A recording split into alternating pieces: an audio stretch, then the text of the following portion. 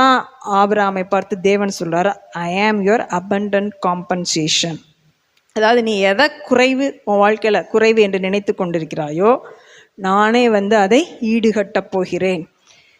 எந்த விஷயத்துலனா, ஏசு கிறிஸ்துவே எப்படி அழைக்கப்படுறார்? ஆபிரகாமின் குமாரன், தாவீதின் குமாரன். ஆபிரகாம் குமாரனே யாராம்?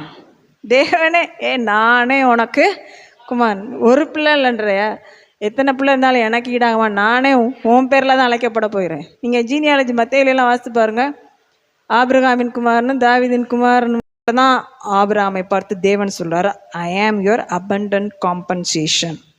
அதாவது நீ எதை குறைவு உன் வாழ்க்கையில் குறைவு என்று நினைத்து கொண்டிருக்கிறாயோ, நானே அதை ஈடுகட்டப் போகிறேன். எந்த விஷயத்துலனா, ஏசு கிறிஸ்துவே எப்படி அழைக்கப்படுறார்? ஆபிரகாமின் குமாரன், தாவீதின் குமாரன். ஆபிரகாம் குமாரனே யாராம்?